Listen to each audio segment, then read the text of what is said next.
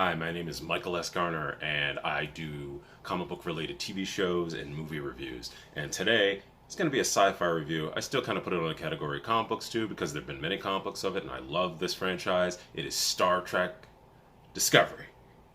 Like I said, I like the franchise. But we're going to talk about episode number 308, season 3, number 8, and it's called Sanctuary. Alright, well, basically, this episode was about something. I have trouble with this series. I'm going to be honest right away. I love Star Trek. I'm a huge Star Trek fan. Give you a little bit of history here. Even when they redid Star Trek in the early 2000s and made it they called the Kelvin Universe timeline, I actually supported that timeline. I actually like Star Trek Into Darkness.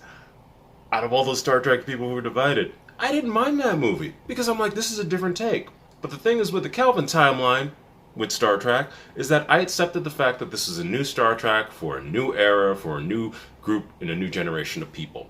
I didn't come until Star Trek until the Next Generation, and I was a little kid. I didn't like Captain Kirk back when I was a little kid.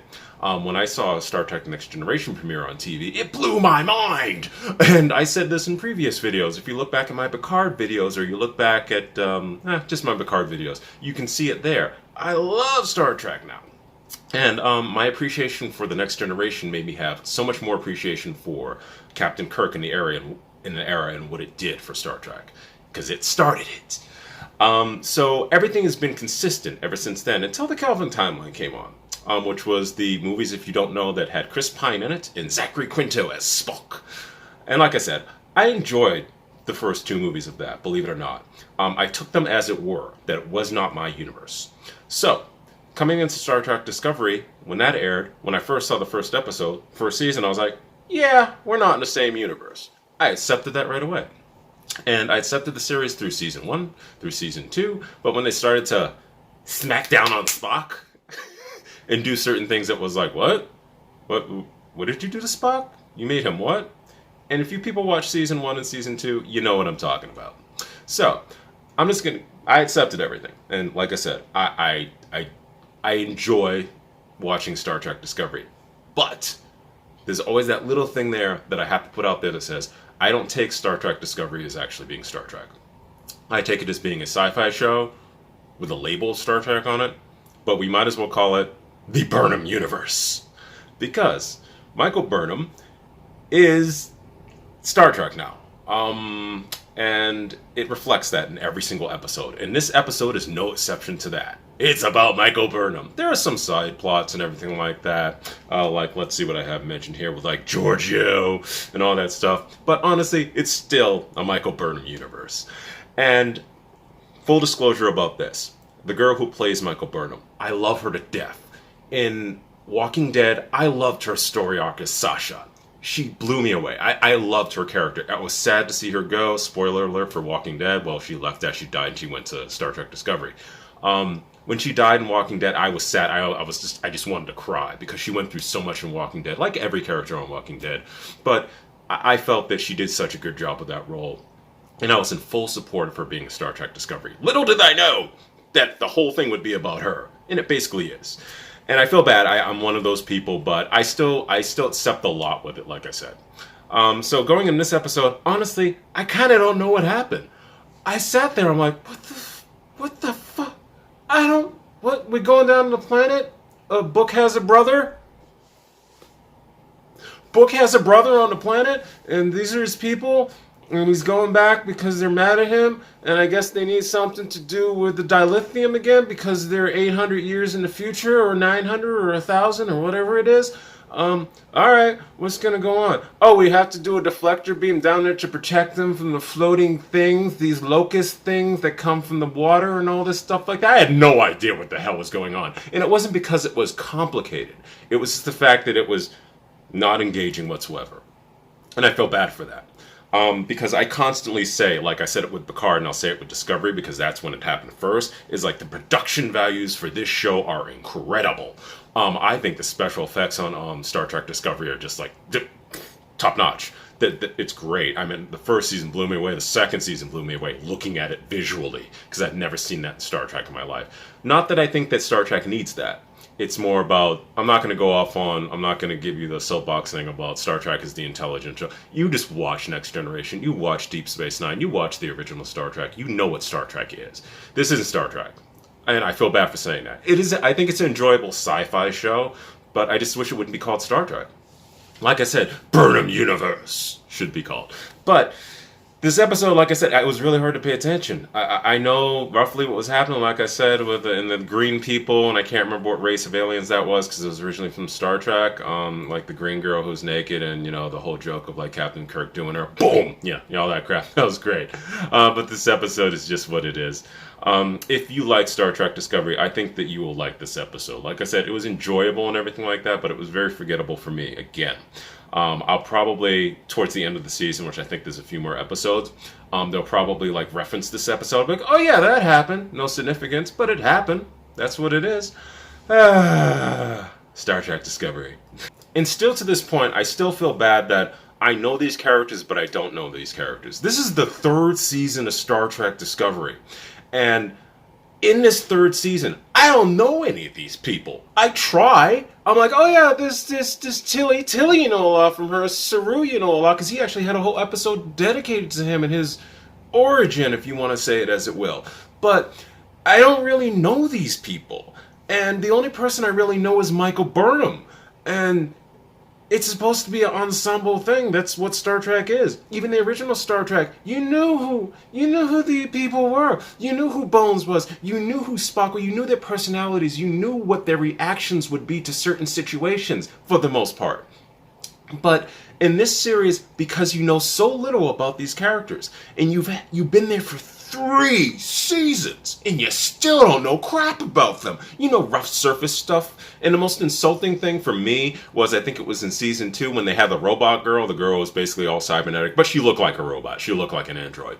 And she had this emotional story arc for 1 episode, and then died at the end of the episode, sacrificing herself because she was being taken over by the Order thing that we're not talking about anymore now. Whatever the hell happened there.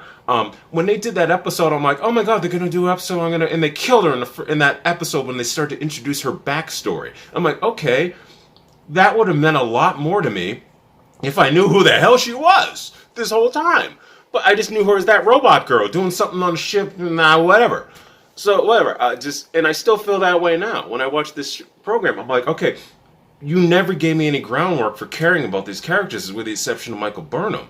And even I'm like saying, even Saru and Tilly. I mean, I love Saru because he does act like a Star Trek character. I'm one of those people. I do believe he's the one who's kind of misplaced in this whole thing. He acts like a Star Trek character, a traditional Star Trek character, enlightened, all this stuff. But all these other people do not.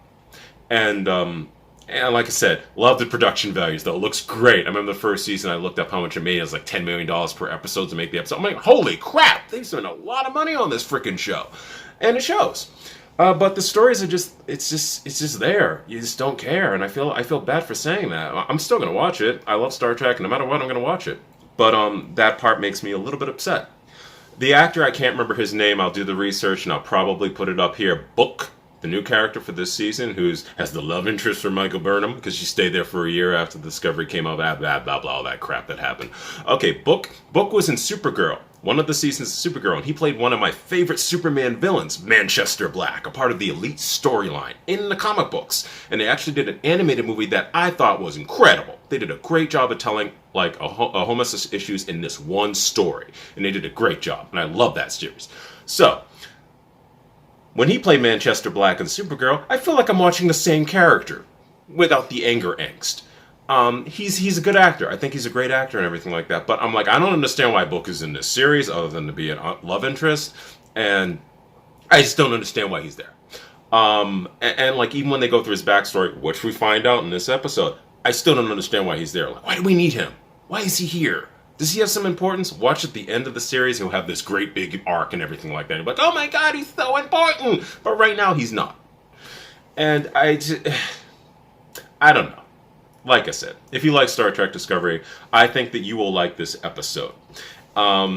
It's what it is. It's another one of the Star Trek Discovery episodes in the future. I still don't feel like they're in 800 years past their timeline. It just doesn't feel that way. Technology doesn't feel that way. But like I said, even with the Calvin timeline, I put myself back. I'm like, this is what the new version is. This is the story they're trying to tell. So even when I'm watching this and I think about it them being in the future and it doesn't convince me that they're in the future of the Star Trek universe, I think of something like there was an 80s cartoon called Visionaries, where the Visionaries was in the future and the technology was at its height. Then suddenly all technology ended.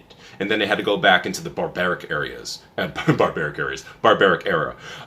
they had to use swords and they had to use shields and everything like that, and they had to use armor to protect themselves. It regressed back, so the technology was no longer there.